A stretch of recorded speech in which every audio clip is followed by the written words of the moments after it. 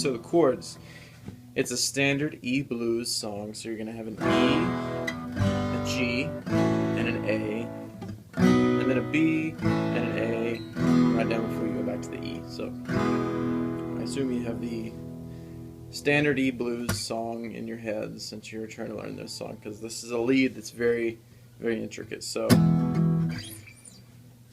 you're going to have E, G, and A.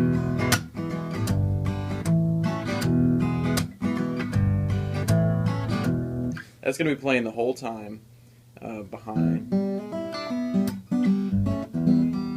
That's going to be playing the whole time behind that. So I'm going to play it slow one time so you can kind of see and get the feel of it.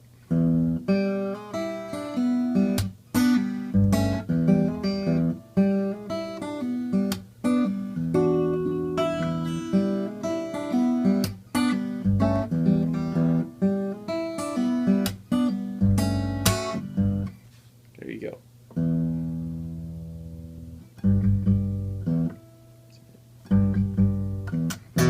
I'm gonna use a little sharp. Anyway, so that's the gist of it right there. So let's go ahead and dive into it. First thing you're going to have is an open E that is going to be followed by a mute. So you're not going to let it ring out. It's the first thing you're going to do. You can either pluck it with your thumb and then stop it, or slap it.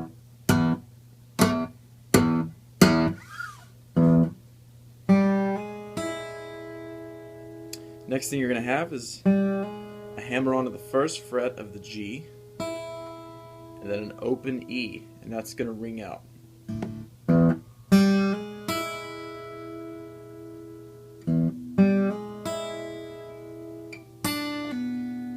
Then you're going to have the third fret on the B pull off to the open on the B.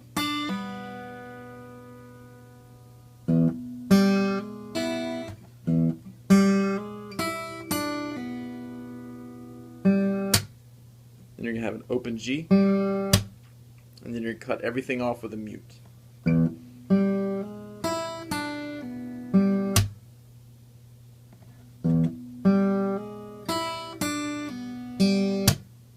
So everything up until that point is going to ring out.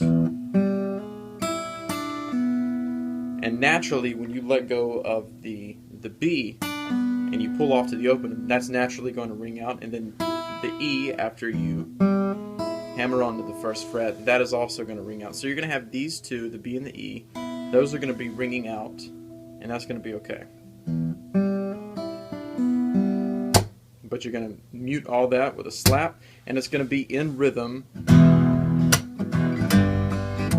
That's all going to be in rhythm. So the slap, you'll feel the slap, and it's not going to be so forced.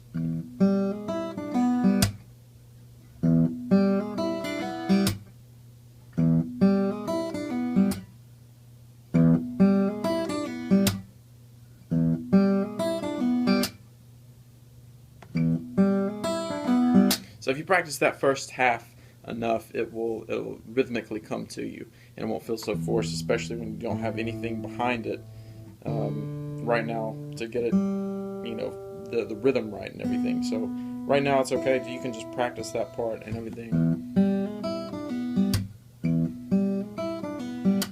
So we'll call that our first half.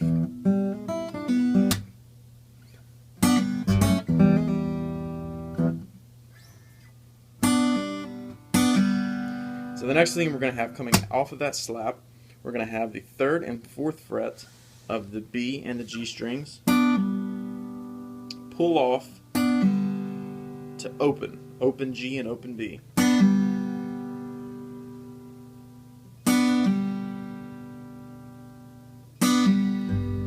And then you're going to hit the third fret of the E, which is a G note, and then catch it with the second fret of the G and the B.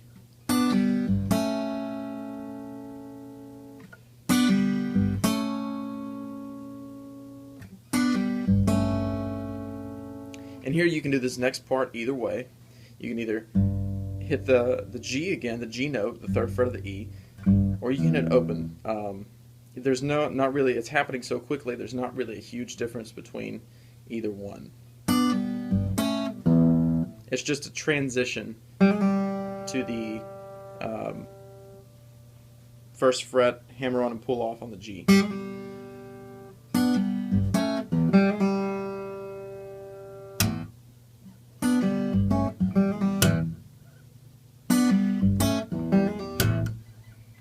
And really, you can mute this with your palm down here and just have it as a transition note, but you can't really hear it.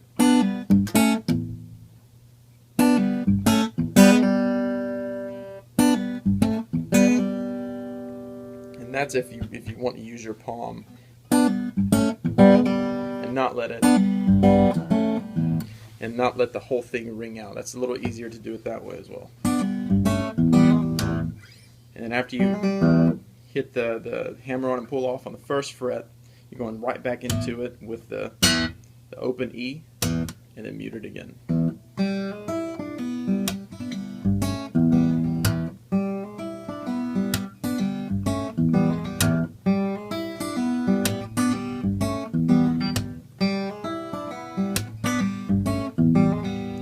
And so just practice that to try to get it in rhythm and everything, and you'll be getting that in no time. But on the second half, on the second part of some of that, actually, instead of going to the pull off to the open and then going to the second frets right here on the G and the B, you're actually going to come up all the way up here to the 12th fret. You're going to have the 11th fret on the G and then the 12th on the D.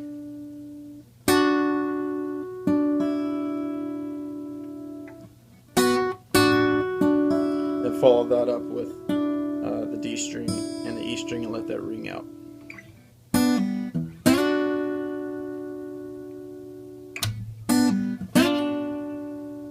And that's also followed like with a little ghost note, I guess you could say, a little transition. You could hear it just kind of barely muted. I'm just laying my thumb over the third fret of the E. Where that would be, I just use it to use a ghost note so I can move all the way up here to the 12th fret.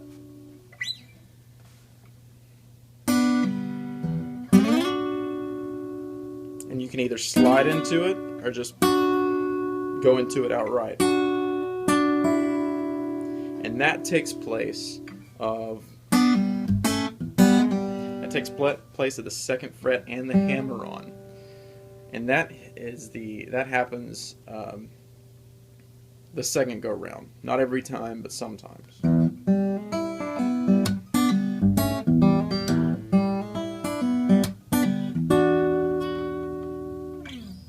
And so actually you can pull off and go up there, or you can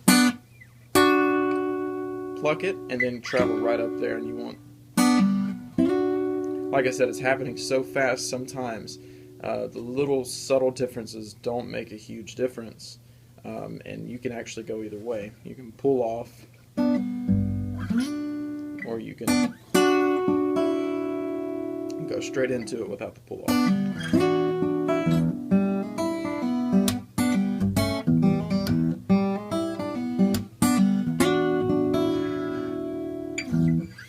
So that's pretty much the entire lead.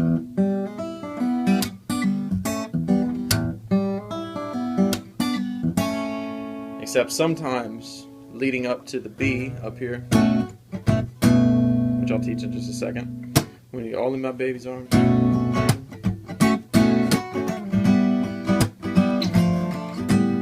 Leading up to that, you won't travel up here because that takes you back into the E. Sometimes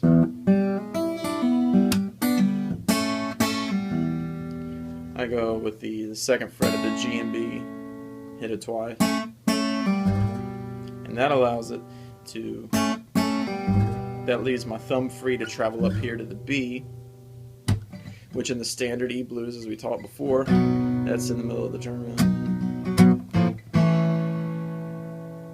But doing that allows me to travel up here and do this part. So right before you travel into the B, middle. But that's optional. You know, that to me that sounds a little better than doing all the hammer-ons and pull-offs, because it makes the transition a little smoother, in my opinion. Of course, you can do it how you want to. But now for the now for this part. So it goes only my baby's arms, and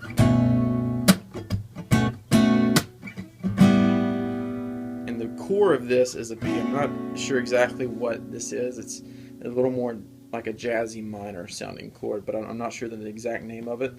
But you know, you got your root up here is the B on the 7th fret of the E string. We know that's a B.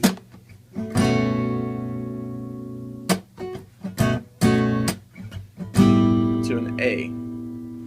So we travel down a whole step there, we go down a whole step, and that's our root, that's our A. G, A. So if we could segment this, we'll go 2 bars on the B, 1 bar on the A, and then we'll split the last bar, which will make it the 4th bar, between the G and the A.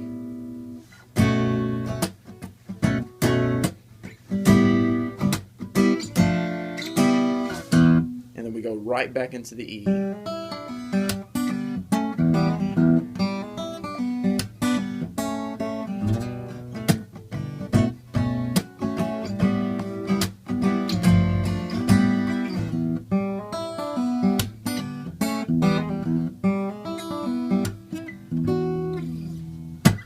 So that's the basic gist of it.